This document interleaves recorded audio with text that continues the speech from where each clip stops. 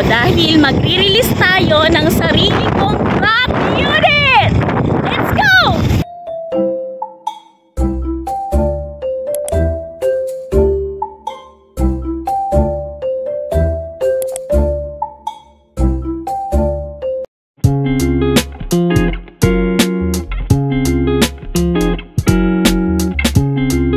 Mag-withdraw muna tayo for the down payment. Keep on watching guys, dahil alam ko after ng vlog na ito, marami na naman po tayong matutulungan na gustong kumuha ng Grab unit. Nandito na po tayo ngayon sa Philippines and nagpatid muna ako sa asawa ko. So yan, let's begin. So inaayos ko po yung aking vehicle proposal para po sa details ko. Pasensya na, medyo malat-malat tayo, masakit ang aking lalamunan. I-release ko po ngayon para sa aming unit na pang-Grab is yung Vios XE 2024 model. Bali, nagka-cash out ako dito ng 45,000 lang naman. And ang monthly is 15,000. This moment, nagpapagawa ako ng insurance at pang TNVS insurance po yung pinapagawa ko. And yan. So yan, ba't yan Andito ako sa Auto Finance para pa-check kung tama ba yung pinagagawa ko kanina sa buhay ko. Joke lang. Bukod sa kakain ko ng lunch break, syempre minsan tutulog-tulog ka rin. Kaya din pag may time. Hindi pa tapos yung folder ko. So, pinapa-invoice na lang ngayon doon. And after that, ayusin lang natin yung insurance ko. That is PNBS insurance under Grab. And it is all for free. Ang down payment ko dito ngayon is nasa 45,000 down payment sa Vios XE. So, yun, yung monthly payment ko is nasa 15,000. 15,000.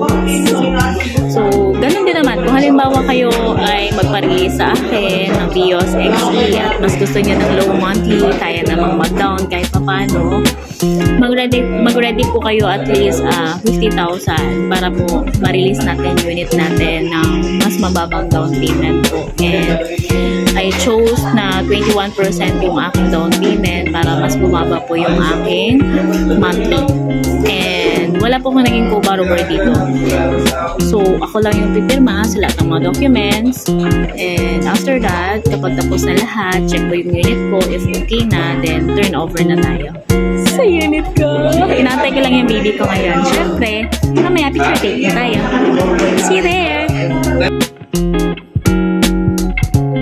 Nakuha ko na yung folder ko and this time, pupunta ako sa mga department para magpa-sign. Pinta tayo sa katotohanan, papachecklist lang tayo at napunan natin ngayon si Sir Erwin. Yan o. Uy, hi ka naman dyan! Hi! Hi! Andito tayo ngayon sa releasing area. So, dito pinaprepare yung mga units natin, lalagyan ng tint, lalagyan ng rust proof and everything, ika-car wash, linising mabuti, ipipiliin ko yung unit. Then, after that, syempre, dun tayo sa proseso na magpapasign tayo for the insurance. Pero after that, endorse na tayo for auto finance and checkings na and out na po ng unit. Actually, masyadong maraming proseso ang pag-release ng mga ng loan financing po na transaction. Actually, it takes 4 to 5 hours. Tapos, akala nyo mabilis. Hindi mabilis. Hindi lang month end.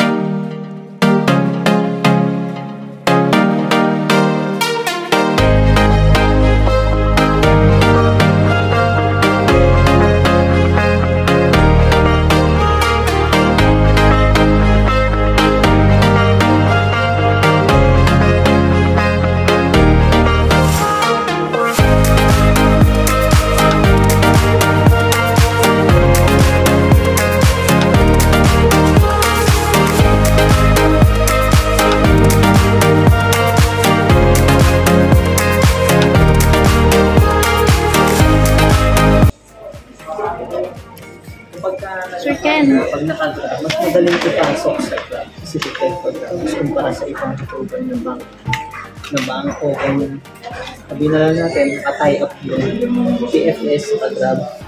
Kaya mas madaling ipasok. Ba't naka-video yan? Kasi nag-release ako ng sarili kong unit. Wow!